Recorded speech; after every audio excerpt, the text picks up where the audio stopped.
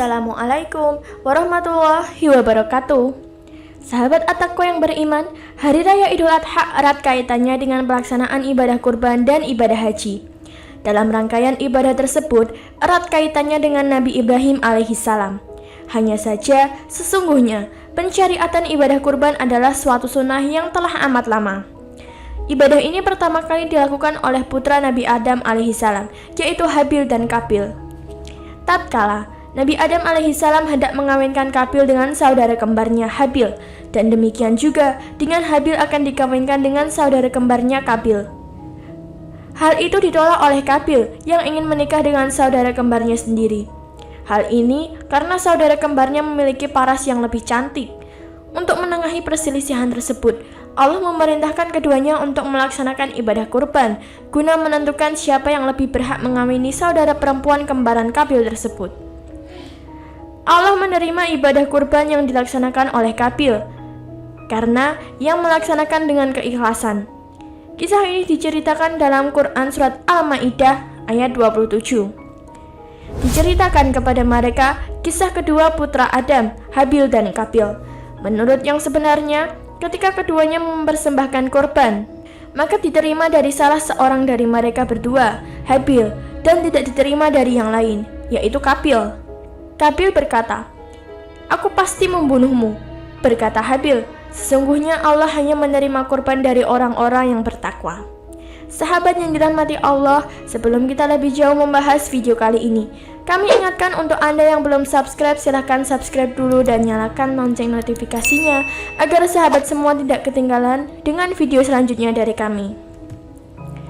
Selanjutnya, Al-Quran juga menceritakan tentang pensyariatan ibadah kurban terhadap Nabi Ibrahim alaihissalam.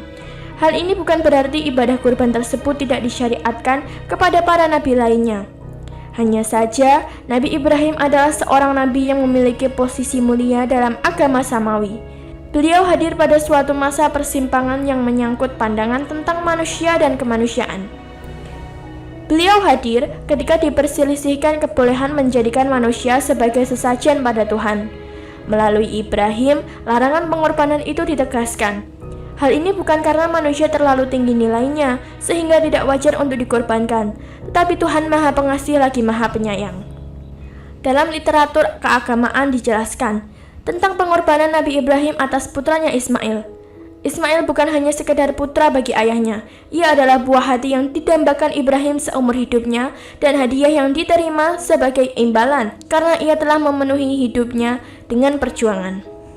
Setelah perintah tersebut dilaksanakan dengan sepenuh hati oleh keduanya, Allah dengan kekuasaannya menghalangi pengorbanan penyembelihan tersebut dan menggantikan dengan seekor domba sebagai pertanda hanya karena kasih sayangnya kepada manusia, maka praktik pengorbanan seperti itu tidak diperkenankan. Ketokohan Ismail adalah simbol kesetiaan, keikhlasan dan keberanian manusia untuk berkorban. Selain juga sebagai lambang cinta, kelahirannya membuktikan betapa pada usia lanjut Ibrahim mendapatkan Ismail. Ismail adalah muara cintanya di dunia, tetapi yang dicintainya itu harus siap disembelih sebagai kurban, sebagaimana yang dikehendaki oleh Allah. Ungkapan keteguhan Ismail ini diabadikan dalam Quran Surat Al-Shaffat ayat 102. Maka tatkala anak itu sampai pada umur sanggup berusaha bersama-sama Ibrahim, Ibrahim berkata, "Hai anakku, sesungguhnya aku melihat dalam mimpi bahwa aku menyembelihmu.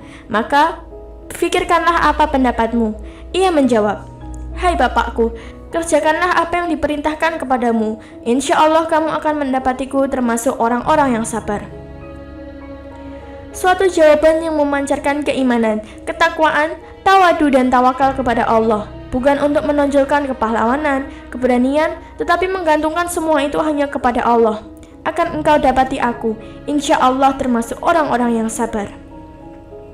Ibadah kurban, seperti juga ibadah lainnya dalam Islam, merupakan bentuk pengabdian kepada Allah yang merupakan manifestasi dari iman. Tujuannya adalah untuk mencapai derajat takwa. Ibadah kurban merupakan perwujudan rasa syukur atas nikmat Allah yang tak terhingga jumlahnya, yang telah kita terima, juga sebagai pengamalan dari firman Allah.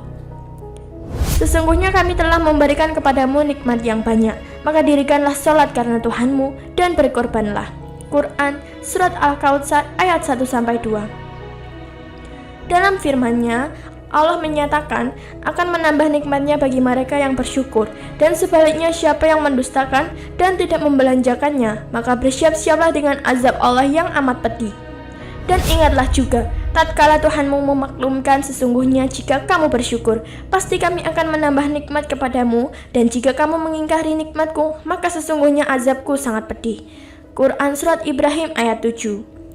Sahabat yang dirahmati Allah, itulah penjelasan mengenai ibadah yang bukan hanya disyariatkan kepada Nabi Ibrahim. Semoga video ini bisa memberikan tambahan ilmu dan pencerahan bagi kita semua. Jika ada pertanyaan atau pendapat dari sahabat semua, silahkan tulis di kolom komentar, dan terima kasih telah menonton video kali ini. Wassalamualaikum warahmatullahi wabarakatuh.